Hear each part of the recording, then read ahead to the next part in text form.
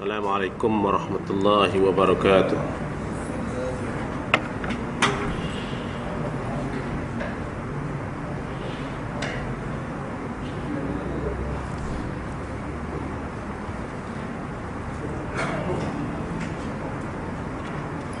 Alhamdulillahilladzi arsala rasulahu bil huda wa dinil haqq liyuzhirahu 'ala ad-dini kullihi walau karihal musyrikun. Asyhadu an la ilaha illallah wahdahu la syarika lah wa asyhadu anna Muhammadan 'abduhu wa rasuluh. Rabbi shrah li sadri wa yassir li amri wahlul 'uqdatam min lisani yafqahu qawli. ولا قوة إلا بالله العلي العظيم. سبحانك لا علم لنا إلا ما علمتنا إنك أنت العليم الحكيم. Imam barisan ke surau muslimin dan muslimat yang dirahmati Allah. Alhamdulillah, kita bersyukur kehadirat Allah Subhanahu wa taala pada malam ini kita diizinkan untuk kita berada dalam surau ini dan sama-sama kita mengerjakan sembahyang qunut maghrib secara berjamaah yang kita harapkan mudah-mudahan insyaallah Allah Subhanahu wa taala akan menerima ibadah kita. InsyaAllah kita akan sambung perbincangan kita dan kita dosa besar. Saya ingat saya nak ambil tajuk yang keempat. Saya ingat saya baca sikit dulu tapi dah lama. Jadi kita ulang balik tajuk ni, yang ini dosa yang keempat, yakni dosa meninggalkan solat. Dosa meninggalkan solat, yang mana solat adalah diumpamakan seperti pertalian hamba dengan Tuhannya, yang mana orang yang memutuskan pertalian itu dikira berdosa besar. Apatah lagi jika dia mengingkari kewajipannya atau memperkecil-kecilkannya. Orang yang mengikat pertalian itu sehingga boleh dianggap dihukumkan sebagai kafir jika tidak lekas bertaubat dan kembali kepada Allah Subhanahu wa taala. Kalau kita tengok dalam kitab fiqh, hukum meninggalkan solat ni ada dua. Kalau dia hanya meninggalkan solat, tidak mengingkari kewajipannya, menghukumnya, pemerintah hendaklah menyuruh dia bersolat selamanya 3 hari ke tempat saya ataupun 3 kali. Kemudian kalau dia tidak mau bertaubat, hendaklah dihukum bunuh dan jenazahnya hendaklah diselenggarakan sebagaimana jenazah orang Islam. Itu satu yang pertama. Sebelum kita masuk yang kedua, kalau sekiranya seorang itu tak mahu solat kemudian mengingkari kewajipan solat itu, maka hukumnya hendaklah memerintah supaya dia bertaubat dan juga dia mengucap 2 kalimah syahadah, meninggalkan perbuatan itu. Dan sekiranya dia tidak mahu, maka pemerintah hendaklah hukum bunuh dia, dan jenazahnya tidak perlu diselenggarakan sebagaimana seorang muslim. Sebab ketika itu dia bukan Islam lagi, kerana memperkecilkan hukum Allah Ta'ala, terutamanya contohnya ialah hukum solat. Tapi dalam masalah itu sebagai mukaddimah. Sebab itu Allah Subhanahu wa taala berfirman dalam Al-Quran, fa khalafa min ba'dihim khalfun adha'us salat wattaba'us syahawat fasawfa yalqawna ghayya illa man taba wa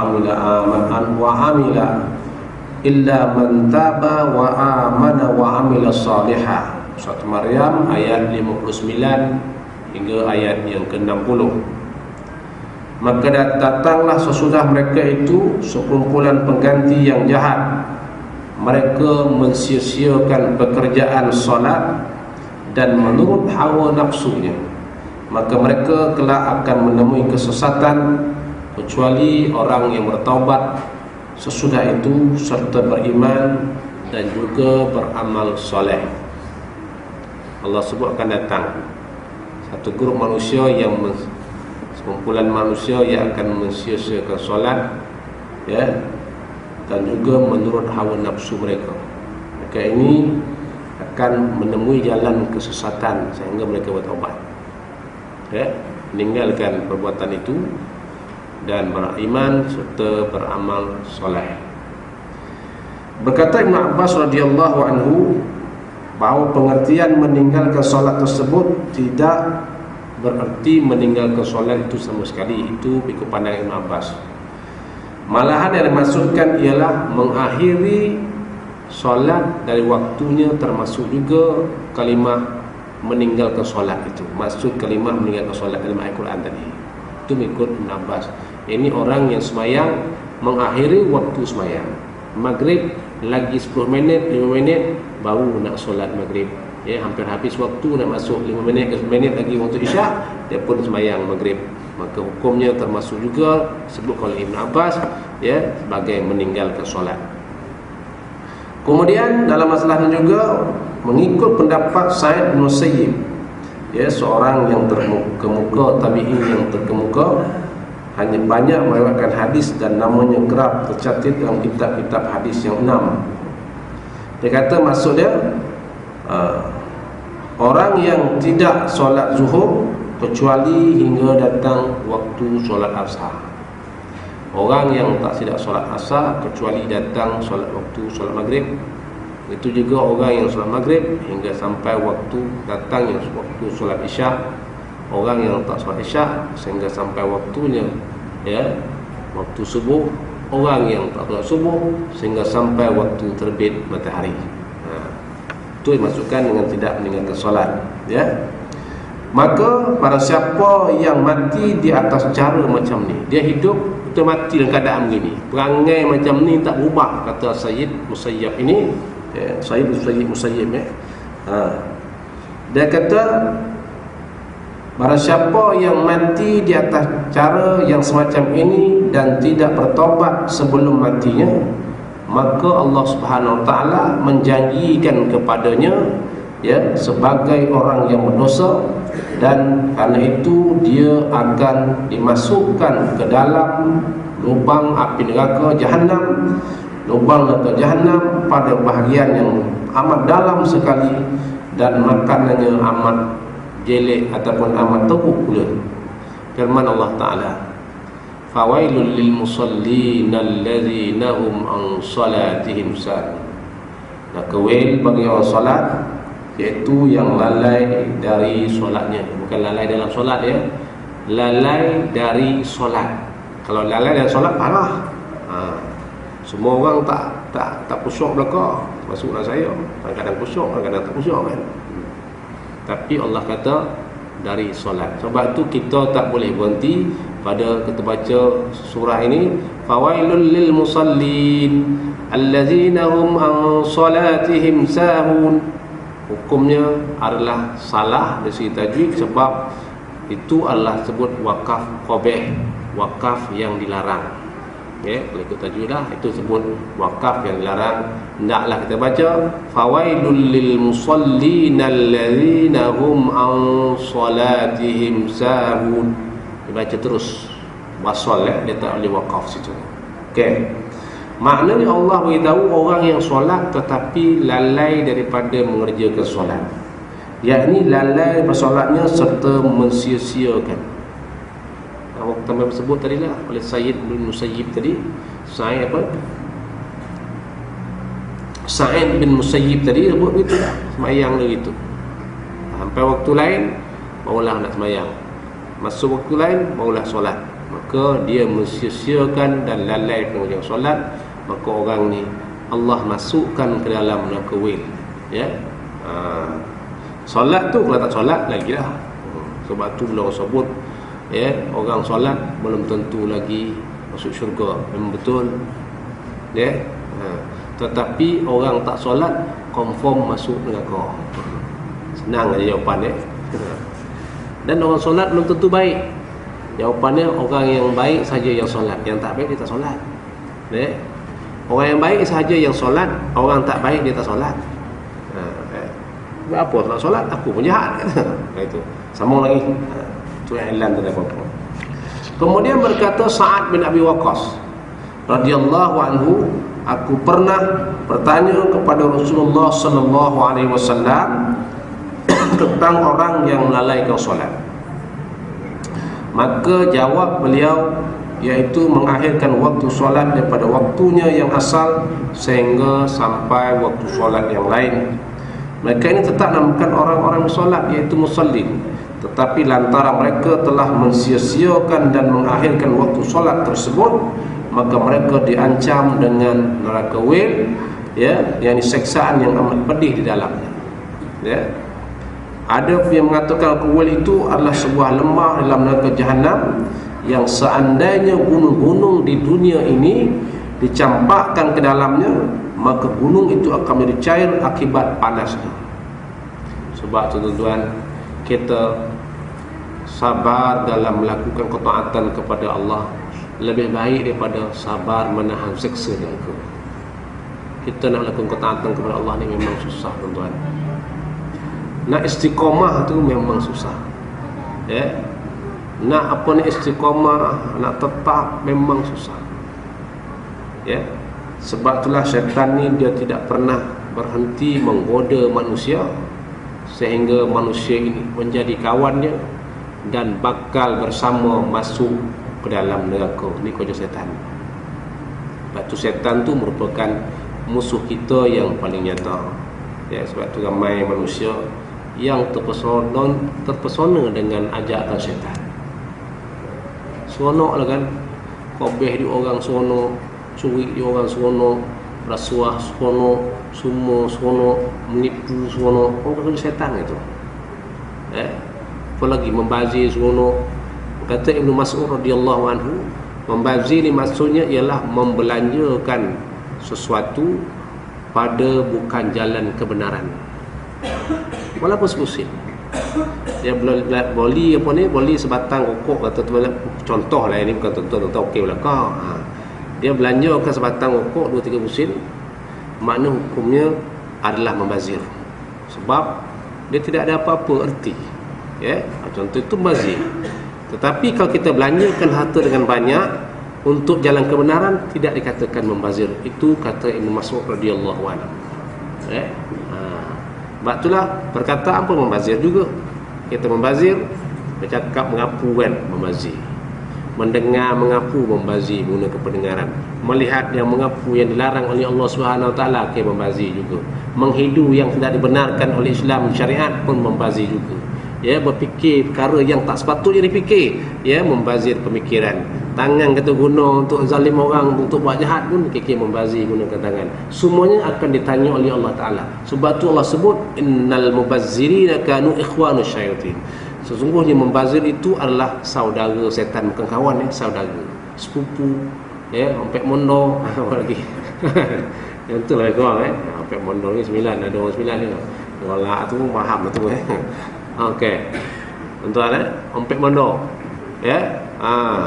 Jadi tuan-tuan, itu banyak kita terpengaruh dengan syaitan yang memang cukup licik, tuan-tuan. Ya, cukup licik. Kalau kita tidak ada ilmu, itu kita tidak takut kepada Allah, habis kita. Hanya kita taat kepada Allah sahaja dengan penuh keikhlasan, kita bergantung sepenuhnya kepada Allah, insya-Allah syaitan tak mampu menguasai kita. Ya, yang penting kita kena taat dan juga serahkan diri kepada Allah, minta pertolongan dengan Allah Subhanahu Wa Taala. Semua lagi banyak membazir kan? Banyak. Nak ada dosa membazir, tuan-tuan, masya-Allah. Sebaiklah ada sikit sebanyak bagi kat surau ni kan. Inilah sikit dia kabur-kabur kan.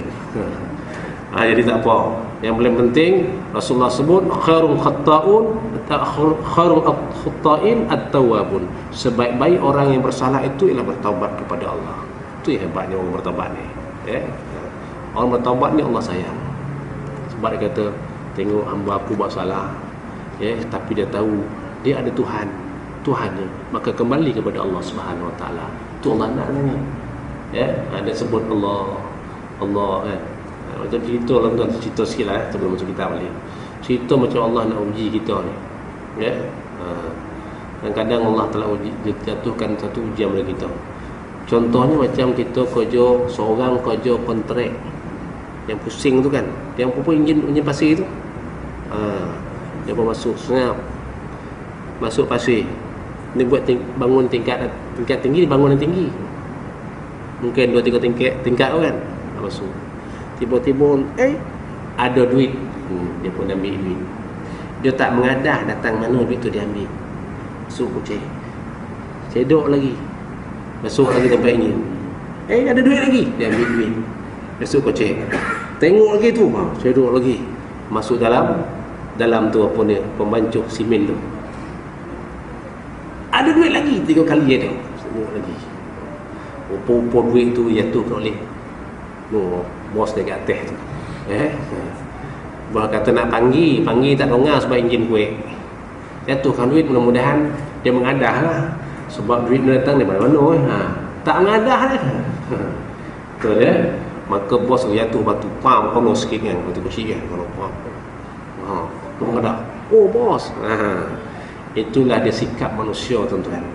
Bila ada rezeki tu, dapat nikmat, dia lupa nak kat tangan, betul tak? Syukur lupa. Dia kira rezeki dapat banyak, lupa lah salah. Allah penampar sekali, penampar tuan-tuan, itu iklan, tak apa-apa. Allah bagi sikit, sakit lutut, sakit telinga, sakit gigi, Allah abang sebut Allah, barulah ya Allah bagilah, ya Allah, ya Allah bagilah, ya Allah. Nampak? Itu dia. Sebab tu kadang-kadang ujian tu satu kelebihan yang Allah bagi, kita kadang yang kita lupa ni. Memang diri selalu lupa. Sama dengan yang tadi tak okey, itu je kadang-kadang Allah sayang kan. Macam bos saya lah, jatuh duit, dia tak kalau tidak mengadah kan, ada jatuh batu, ambil padan muka dia. Jadi dah kono tu barulah Allah tergadah. Ini saya boleh cerita tentang peristiwa ni berlaku tempat saya dulu masa tahun 90-an dulu. Saya mesti ingat lagi. Kawan saya tu dia niaga warung, memang warung kelas, orang ramai. Dia pun dah mula lupa. Dia pun dah mula pakai gantai. Orang lelaki pakai gantai omeh pun salah kan. Pakai apa ni? Golang omeh, cincin omeh saya pandang je. Orang ni. Dia kata apa ni Syekh? Tak apa Ustaz, biasa. Saja tak apa. Tak sampai berapa bulan, Allah lingkup tu yang berniaga, tuan-tuan. Bukannya orang bankrupt, bukan bankrupt, lingkup tu habis. Tuan-tuan, barulah berniaga Ustaz masuk kedai saya, Ustaz tu lah yang beli, lepas tu tak ada orang hantar, tak siapa lah hantar ke rumah ke kedai saya. Saya kata lah nanti orang padan lah. Lepas tu lah mula ambil gantai, dah tak ada. Yang ada kan ni tasbih buat gantai.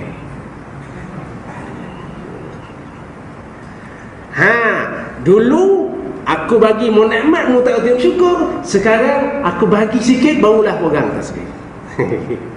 Itu elak seorang.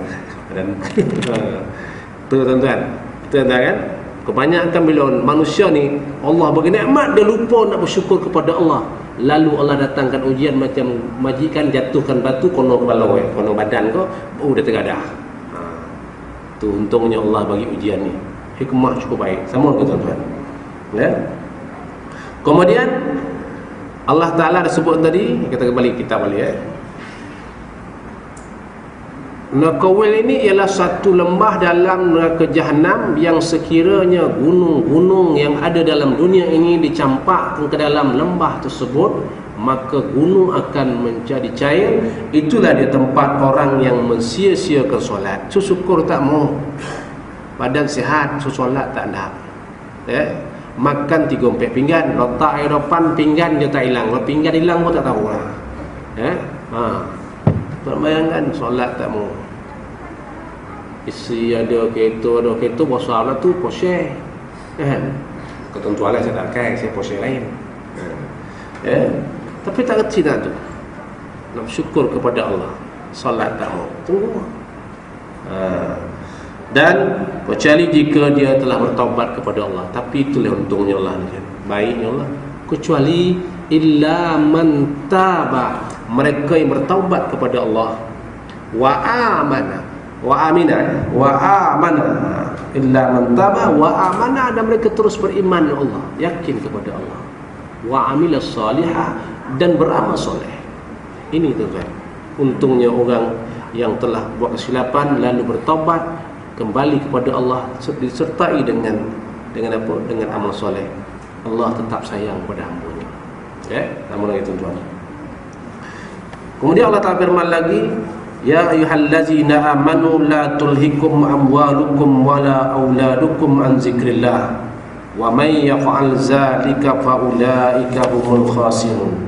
Wahai orang-orang yang beriman, janganlah sampai harta kamu dan anak-anak kamu melalaikan kamu dari mengingati Allah. Para siapa yang buat demikian, maka mereka itulah orang-orang yang rugi. Maka menurut para ahli tafsir, mereka berkata zikir kepada Allah atau mengingati Allah dalam ayat ini iaitu mengerjakan solat 5 waktu.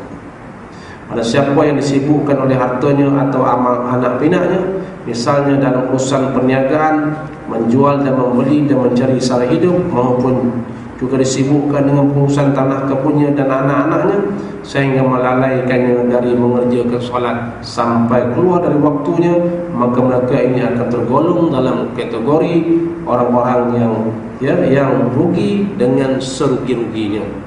Kerana sabda Rasulullah SAW, awwal ma yuhasabu bihil abdu yawmal qiyamah min amalihi shalah, fa in saluhat faqad aflaha wa anjah, wa in naqasat faqad khaba wa nasab, faqad khaba wa khasar. Rawahu Ahmad, Abu Daud dan Ibnu Majah. Pertama-tama sekali yang akan dihisab, diperhitungkan pada di seseorang di hari kiamat dari amalnya, iaitu tentang solat.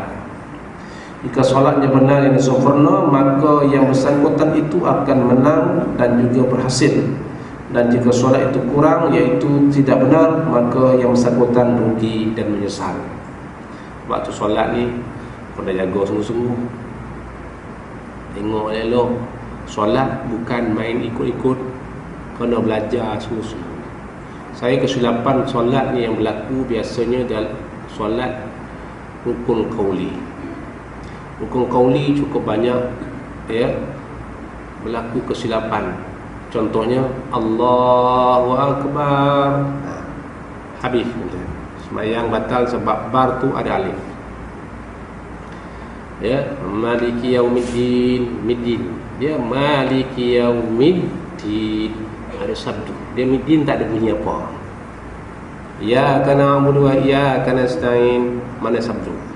Itu rukun qauli. Walad dal, walad dal itu dol. Lad dol. Dia walau dol. Di situlah kelemahan-kelemahan yang kita kena perbaiki dalam solat kita. Sebab tu hakikat solat itu ialah as-salah tanha 'anil fahsya'i wal munkar. Solat itu dia mencegah orang yang mengerjakan solat itu daripada kejahatan dan kemungkaran. Kalau dia solat rasuah makan juga, solat something wrong. Solat pergi basuh kereta pakai seluar pendek lagi, something wrong. Solat tapi pergi beli nombor ekor lagi, solat berekor namanya. Something wrong solat ni.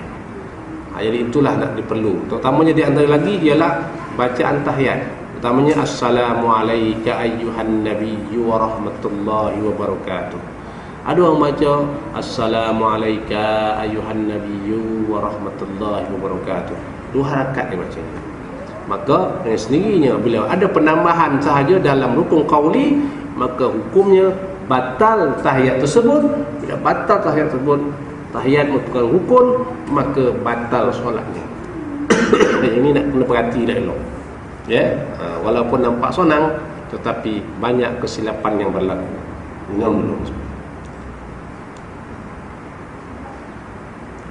Itu juga saya nak ingatkan, Fatihah ramai orang yang semayang mesaktahkan Fatihah. Dalam Fatihah tidak ada saktah. Saktah maknanya berhenti tanpa menukar nafas. Semayang tak sempurna. Sebab bila tak sempurna semayang, maka besok di akhirat bermasalah. Sebab tu dia nak solat kena belajar. Contoh saktah ni saya nak sebut kepada tuan-tuan ialah buka kitab fiqh dia akan jumpa.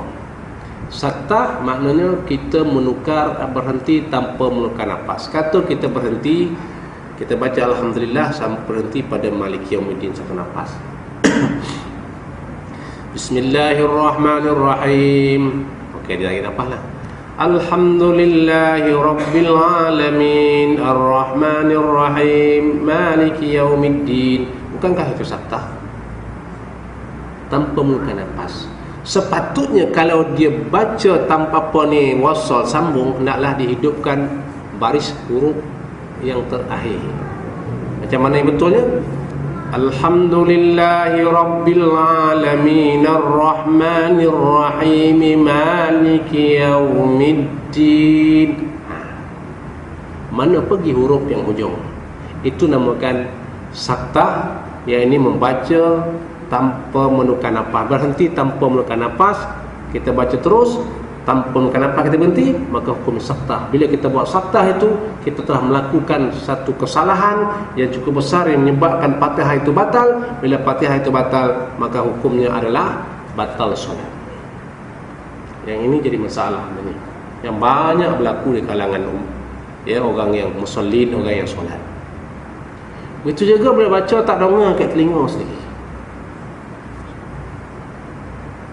Dengar tak dengar, kami-kami je. Telinga kena dengar sikit suara yang kita baca.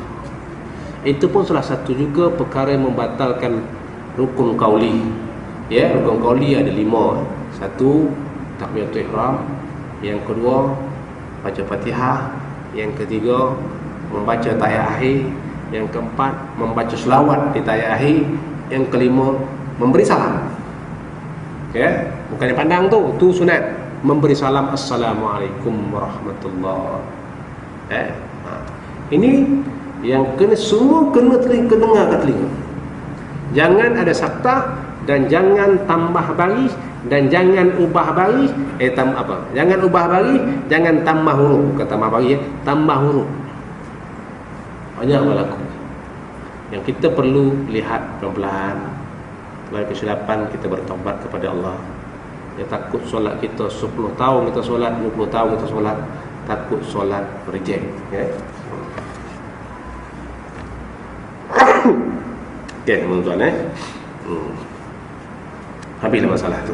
Semuanya saya sentuh sikit tentang di antara perkara-perkara yang banyak membatalkan rukun-rukun solat. Okay. Duduk ikon yang tu lah.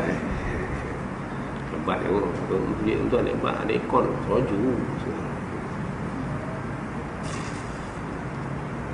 Tak apa, itu rezeki Allah bagi.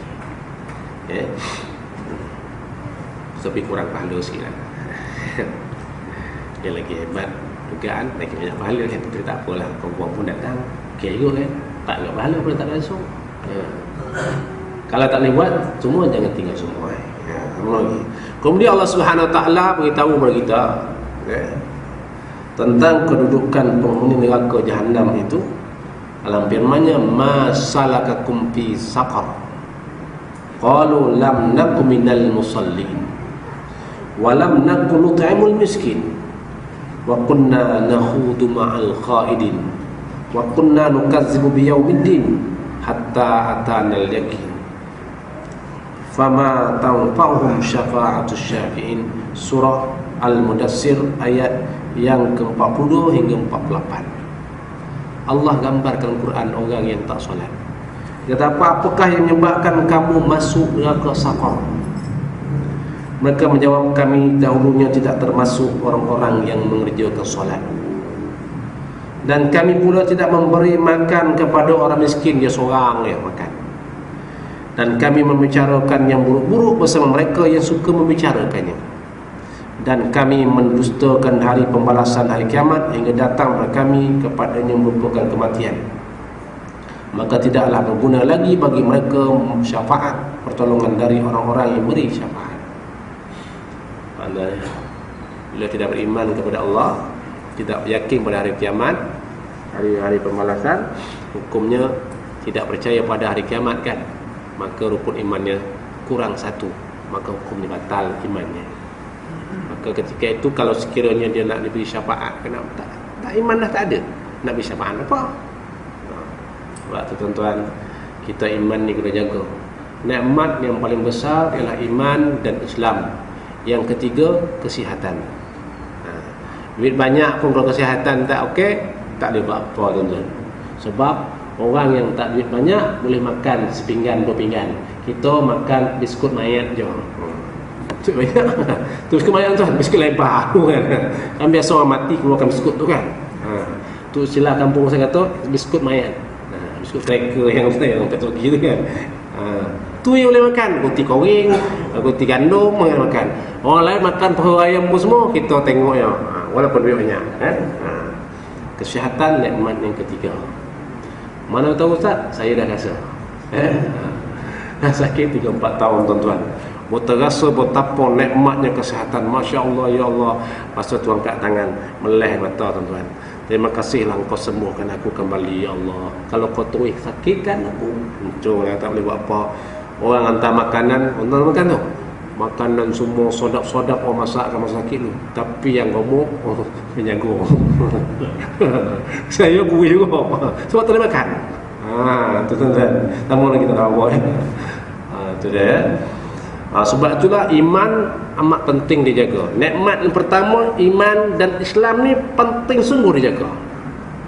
Dan juga kesihatan pun penting juga jaga. Sebab itu nikmat yang ketiga yang paling besar. Ya. Tak saya cuba tuan-tuan. Kalau agak-agak selera tak sedap, macam letak ayam Kentucky. Tak mau, tak selera kan.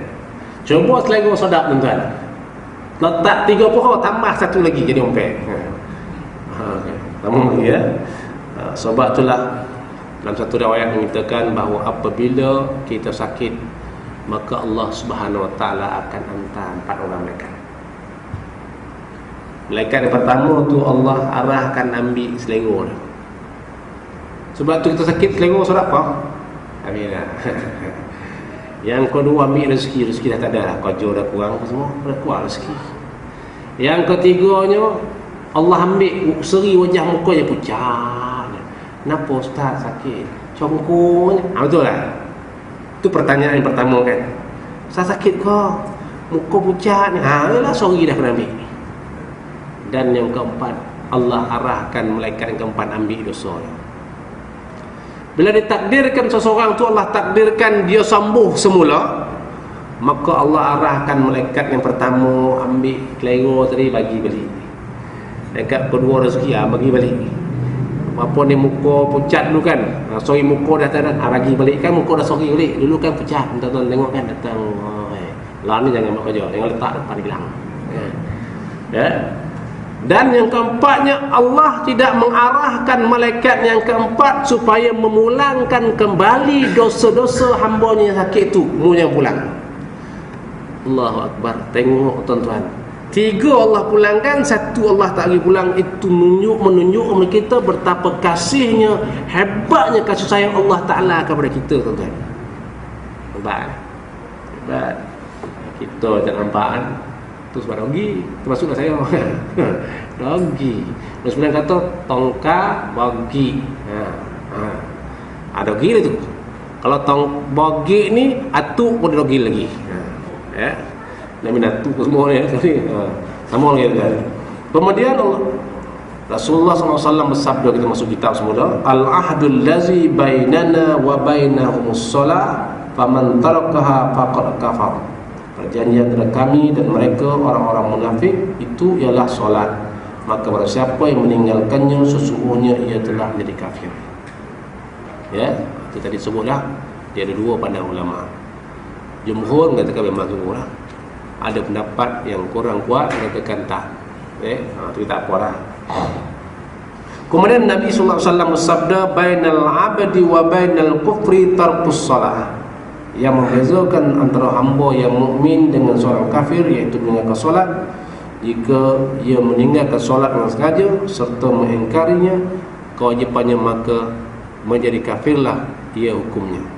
Dalam Sahih Bukhari terdapat sabda Rasulullah, man fatathu salatal asri habita amaluh. Siapa meninggalkan solat asar maka sia-sialah amalnya.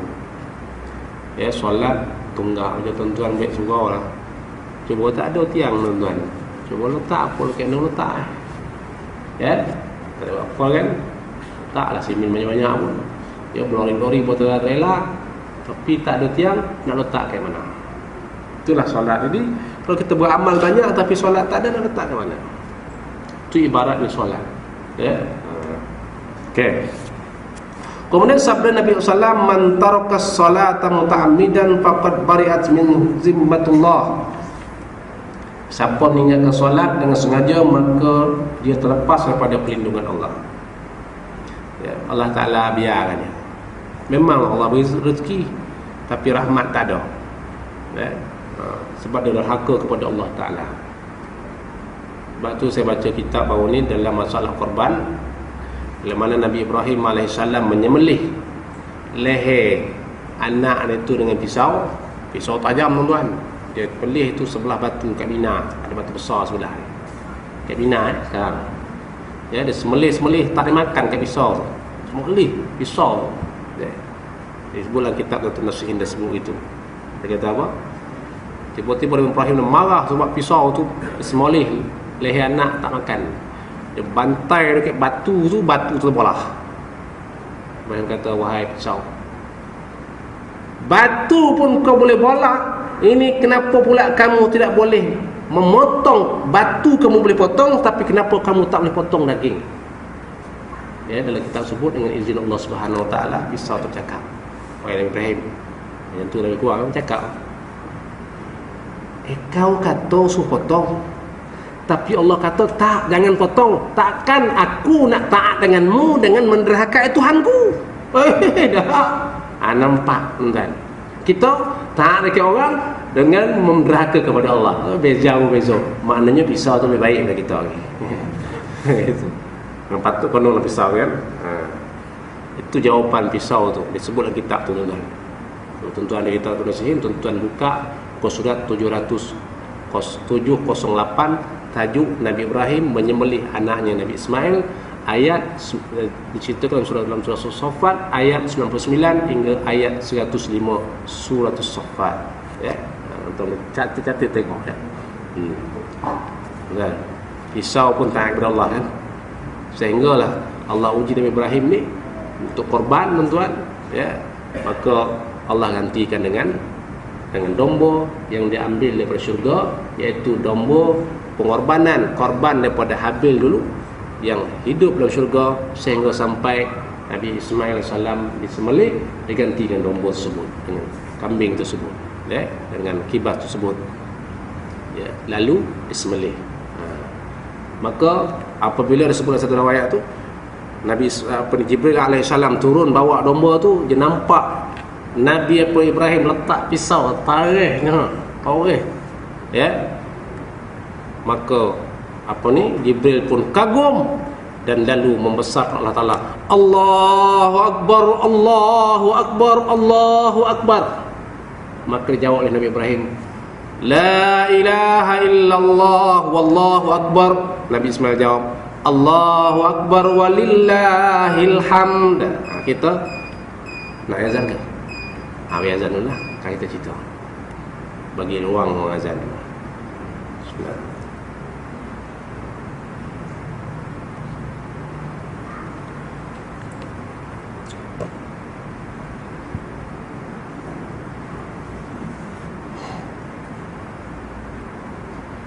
Allahu Akbar, Allahu Akbar,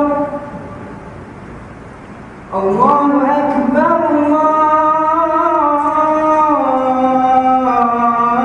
Allahu Akbar. Asyhadu an la ilaha illallah. Asyhadu an la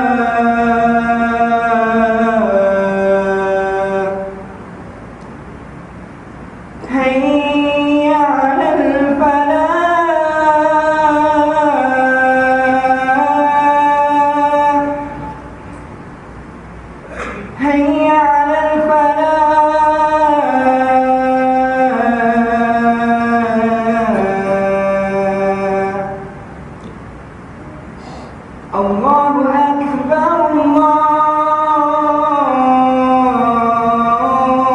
Akbar.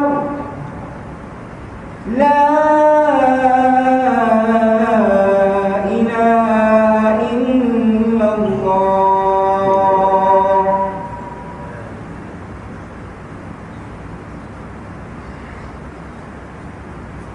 Okay, sambung semula ya. Maka kalimat yang disebut itu ya, baik maka dijadikan kita apabila menyambut hari Nahar, hari raya haji ni kan, raya ni, maka disunatkan baca takbir tersebut.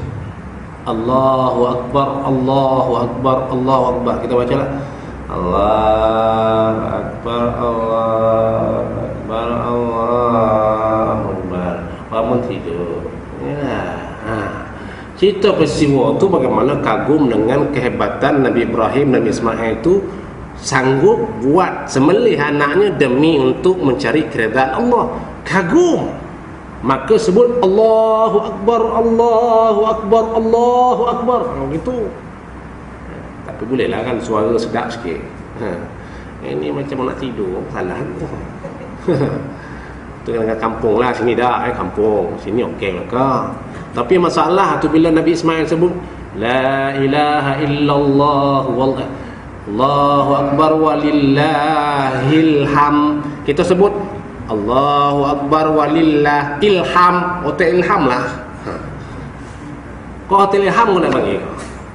Ada ilham baru kah? Bukan ilham. Hil, halam sabdu bawah hil, halam mati bawah hil, halam mati di bawah hil, hilham. Allahu Akbar walillah hilham. Yang ini nak untuk kena dongah ya Allah. Pening ke belum? Baiklah tak semak dulu kan. Pak Imam dongah, Pak Imam baca apa, siapa orang pandai baca. Baca saya nak baca orang ke masjid ke surau. Ni Allahu Akbar walillah ilham. Baik Allah tak tahu itu. Allah bagi tu kan. Kalau malaikat Jibril tu datang, penampau macam mana kan. Baiklah malaikat Jibril tu datang menampau kan.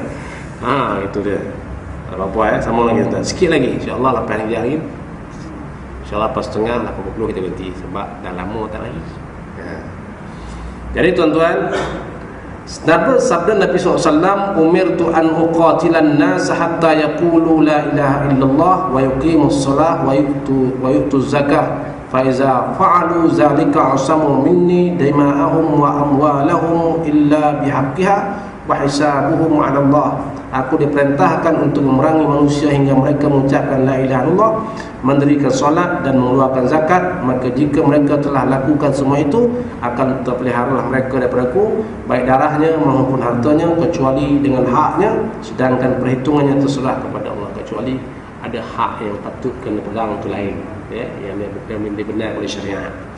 Kemudian Nabi SAW sabda lagi, man hafaza 'alaiha kana lahu nuran wa burhana wa najatan yaumil qiyamah wa man lam yuhafiz 'alaiha lam takun lahu nuran wala burhana wala najatan yaumil qiyamah wa kana yaumil qiyamati ma'a fir'aun wa qarun wa hamana wa ubay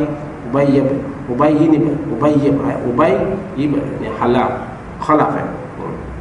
Siapa yang menjaga solatnya, maka solat itu akan menjadi cahaya baginya dan petunjuk serta penyelamat pada hari kiamat. Solat kita yang kita solat sejak lagi, ya, mudah-mudahan besok jadi petunjuk dan penyelamat untuk kita. Kita kat dunia ni okey lah, tak lama lepas nak pergi BRIM dah lagi, BRIM yang ketiga kot, dengan nak pergi 1,200. Lepas tu naik gula dengan tepung. Naik minyak musim lagi kan. Support tu tak apa. Dan siapa yang tidak menjaga solatnya, maka tiadalah baginya mendapat cahaya petunjuk dan keselamatan pada hari kiamat. Malah pada hari itu dia dibangkitkan bersama-sama Fir'aun, Qarun, Haman dan Ubay bin Khalaf, mereka dari kaum yang kafir. Berkata Umar bin Khattab radhiyallahu anhu, seseorang itu tidak akan bernasib baik dalam Islamnya jika ia meninggalkan solat.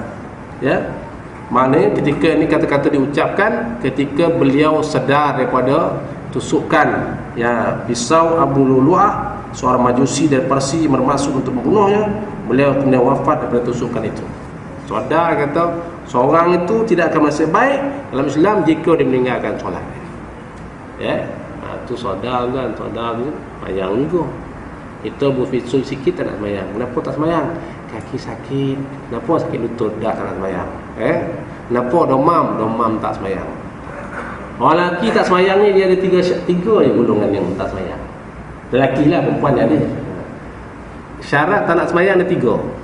Yang pertama sekali belum balik lagi. Ya, belum balik. Tak apa, tak wajib semayang. Tak wajib semayang 3 golongan ni. Yang kedua, datang bulan. Lelaki mana datang bulan? Ada tak? Oh, tu datang bulan lain. Yang ketiga, isi borang masuk tampui. 3 ni kalau ada tak wajib semayang. Tapi kalau tak ada wajib. Ya, walaupun semayang kulit-kulit mata. Sadar lagi, makan laju tapi tak boleh korak. Orang makan punya sekejap, nak cakap tak boleh, kulit-kulit mata. Nak korak tak boleh, kulit-kulit mata. Tetap wajib semayang. Kalau tak, kena sayang borang. Okey. Kita faham ni kan?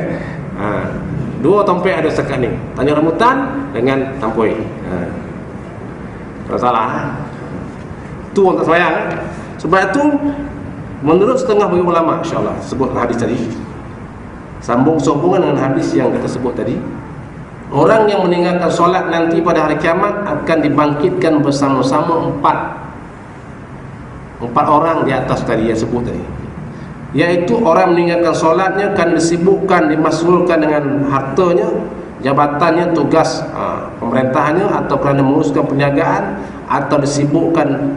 Maka pada siapa yang ketiga tadi, sibuk harta, sibuk dengan pengurusan pemerintahan, sibuk dengan apa lagi, menguruskan perniagaan, dengan jabatan, maka pada siapa yang disibukkan dengan apa ni, dengan hartanya lalu meninggalkan solat, maka dia akan dibangkitkan bersama Qarun. Sibuk harta banyak, juta-juta kan, tak dan nak solat. Itu Qarun. Waliyazbillah. Kemudian yang seterusnya, iaitu Qarun siapa? Orang kaya, orang kafir yang terkaya itu. Kemudian orang yang sibuk oleh kerajaan, yang kekuasaan, maka dia akan bangkitkan Firaun, Raja Mesir. Sibuk dengan kerajaan, nak jaga pemerintahan, sampai tak semayang. Nabi Sulaiman semayang kan, walaupun hebat pemerintahan. Dia pakai angin, panggil angin, bawa saya duduk atas sejadah, bawa saya ke negeri China, bawa sini angin. Ya, dia tak payah pakai terbang, tak payah pakai minyak. Sebab tu zaman tu minyak tak ada. Ada minyak tapi tak pakai minyak tu. Lah ni minyak asyik naiknya yang turun hujan. Sebaik hujan tak naik kan. Dan tu hebat Nabi Sulaiman tu, semayang tetap. Boleh panggil jin, mau main ni. Tu Nabi Sulaiman, hebat kan. Tetap takut kepada Allah. Kita Nabi Sulaiman dia panggil naik sejadah, dia tak payah panggil Zam-Zam ala Kazam, tak payah. Itu cerita para nabi je. Ya. Semayang kan. Tetapi bila tidak semayang, sibuk dengan pemerintahan, sibuk nak jaga apa ni, dia punya kekuasaan, maka tuan-tuan akan dibangkitkan besok bersama dengan Firaun. Waliyazbillah. Firaun dah confirm masuk neraka tuan-tuan. Ya, sebab mereka ni kafir. Ya. Kemudian siapa ada Firaun? Ialah Raja Mesir. Dia kata, ana rabbukumul a'la, aku Tuhan yang maha tinggi. Hebat tuan-tuan.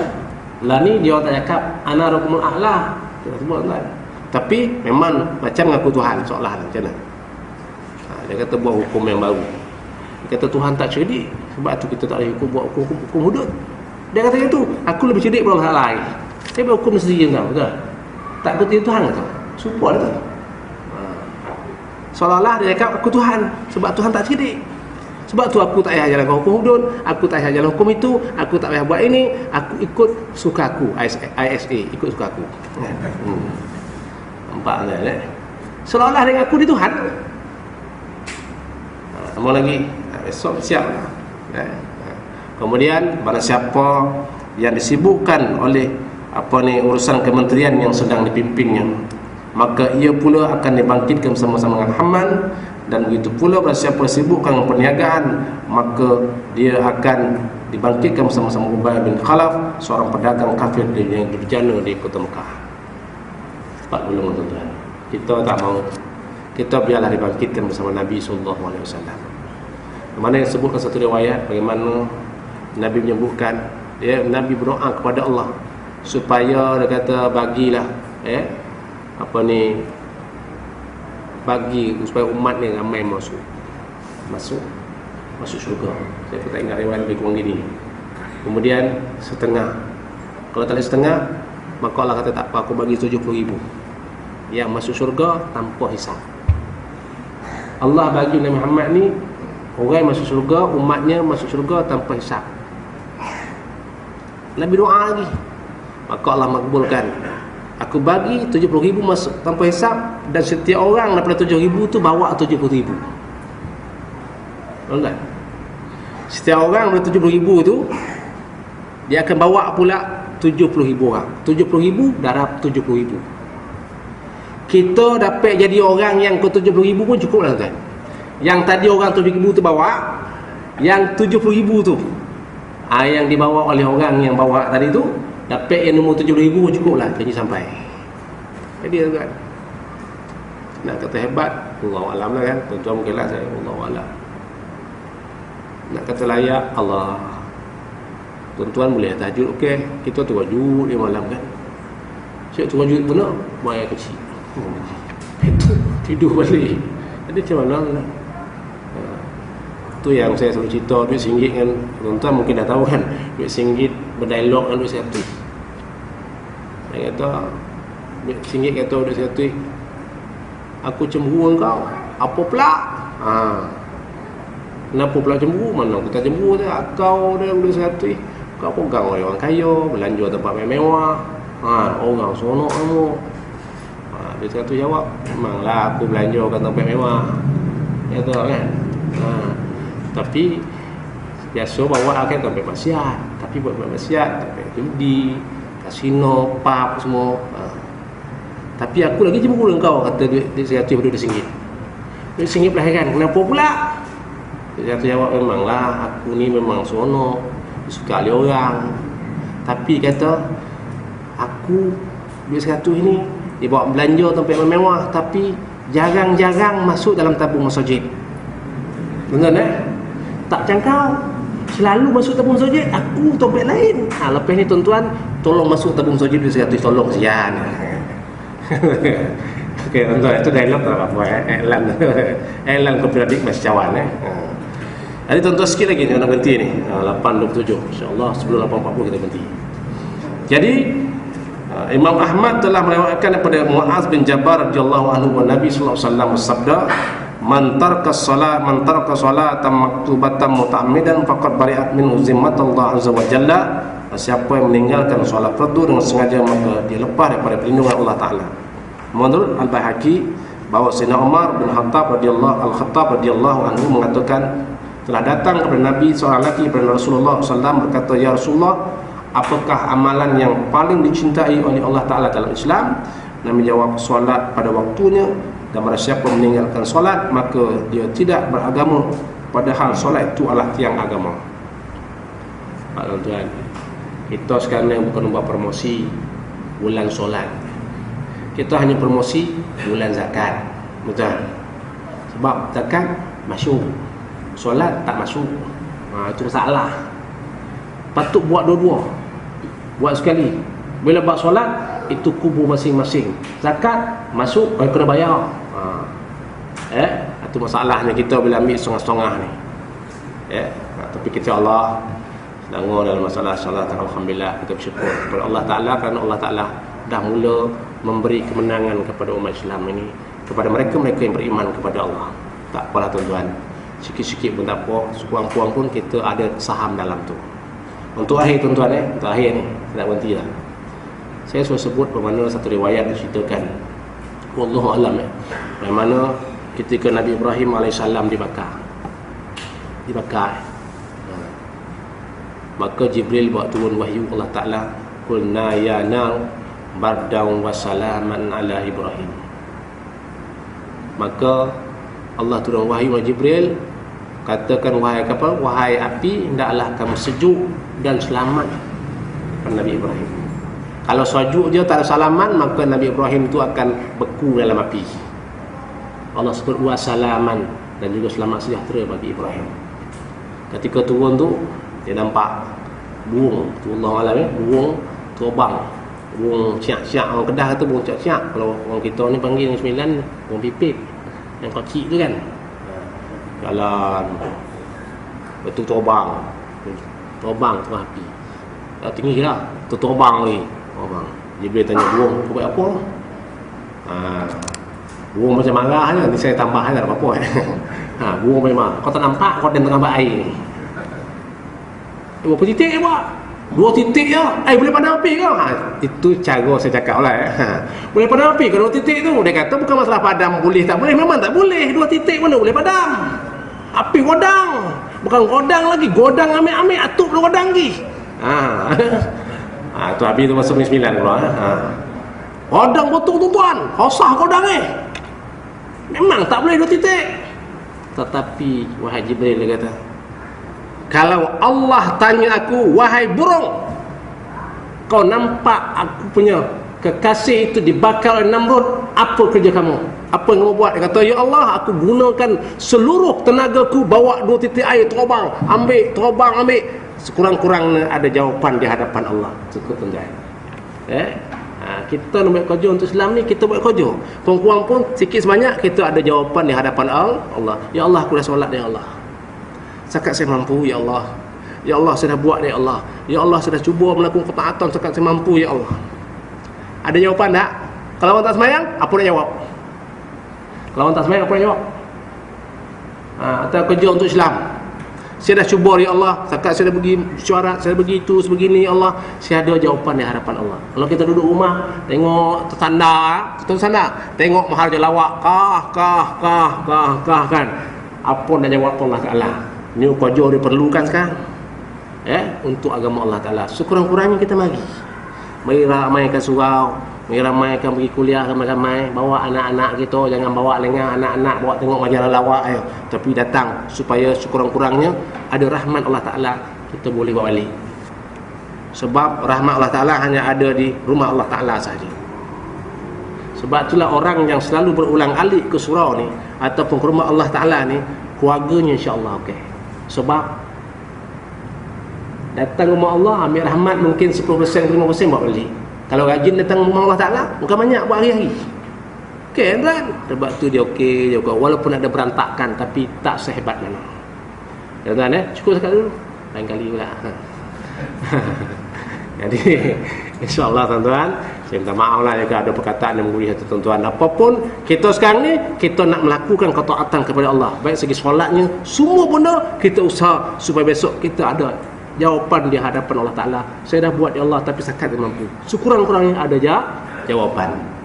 Wallahu alam. Dah berapa kali wallahu alam dah? Dah lebih 3 kali cukup dah tu. Jadi mana yang baik itu Allah Subhanahu Wa Ta'ala, yang tidak baik itu kelemahan sendiri. Sudah billahi taufiq wal hidayah. Assalamualaikum warahmatullahi wabarakatuh. Bismillahirrahmanirrahim. Alhamdulillahil alamin, wassalatu wassalamu ala asyrafil anbiya'i wal mursalin wa ala alihi wa sahbihi ajmain. Ya Allah, Tuhan kami, sinarilah hati kami ini dengan cahaya iman, dengan cahaya Islam, dengan cahaya hidayah-Mu, sebagaimana Engkau menyinari bumi dan langit ini dengan cahaya matahari-Mu selama-lamanya ya Allah. Ya Allah, Tuhan kami, hidupkanlah kami sebagaimana hidupnya para ulama yang bertakwa dan beramal dengan ilmunya Allah, dan matikanlah kami ya Allah sebagaimana matinya para syuhada yang memperjuangkan dan mempertahankan agama-Mu ya Allah. Ya Allah, ya Tuhan kami, hiduplah kami dalam keadaan beriman dan matikan juga kami dalam keadaan beriman. Ya Allah, ya Tuhan kami, berilah kami kekuatan untuk kami beramal dengan ilmu kami ya Allah. Berilah kami kekuatan untuk kami melaksanakan segala titah perintah-Mu ya Allah. Berilah kami kekuatan untuk kami meninggalkan segala larangan dan tegahan-Mu ya Allah. Ya Allah, ya Tuhan kami, jadikanlah pertemuan ini pertemuan yang Kau rahmati dan Kau kasihi ya Allah, dan jadikanlah perpisahan lepas ini perpisahan yang Kau berkati dan Kau ampuni ya Allah. Ya Allah, ya Tuhan kami, ya Allah, ya Tuhan kami, bersihkanlah hati kami daripada sifat-sifat yang keji ya Allah, dan penuhlah hati kami dengan sifat-sifat yang terpuji ya Allah. Ya Allah, ya Tuhan kami, bantulah para pejuang Islam ya Allah, di mana sahaja mereka berada dan di zaman mana sahaja mereka berada dalam memperjuang dan mempertahankan agama-Mu ya Allah. Dan hancurlah musuh-musuh Islam dan sehancur-hancurnya ya Allah. Hancurlah musuh-musuh Islam dan sehancur-hancurnya ya Allah.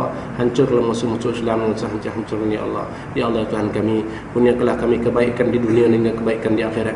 Lindungilah kami dari azab api neraka ya Allah. Sesungguhnya kami tidak mampu menahan siksa api neraka ya Allah. Sesungguhnya kami tidak mampu menahan siksa api neraka ya Allah. Sesungguhnya kami tidak mampu menahan siksa api neraka ya Allah. Ya Allah Tuhan kami, terimalah doa kami, terimalah permintaan kami, terimalah permohonan kami, terimalah rintihan dan rayuan kami ya Allah. Sesungguhnya Engkau Maha mendengar lagi Maha mengetahui. Ampunkanlah segala dosa-dosa kami ya Allah, dosa anak-anak dan istri kami, dosa para jiran kami, dosa para sahabat kami, dosa kaum kerabat kami, dosa adik-beradik kami ya Allah, dosa para guru kami ya Allah, dosa orang-orang yang berhak atas kami, sama ada dosa terdahulu, terkini dan selamanya, dosa yang kecil maupun dosa besar, dosa yang tersembunyi maupun dosa yang nyata, dosa sengaja maupun dosa yang tak sengaja kami lakukan ya Allah. Dan juga ampunlah dosa kedua ibu bapa kami ya Allah. Kasihanilah seterahmatilah keduanya Allah. Kasihanilah seterahmatilah keduanya Allah. Kasihanilah seterahmatilah keduanya Allah, sebagaimana mereka mengasihi dan juga merahmati kami semenjak kami kecil. Sesungguhnya Engkau Maha mengampun lagi Maha mengasihani. Sesungguhnya Engkau Maha mengampun lagi Maha mengasihani. Sesungguhnya Engkau Maha mengampun lagi Maha mengasihani. Sallallahu alaihi wasallam Muhammad wa ala alihi wasallam. Alhamdulillahirabbil alamin.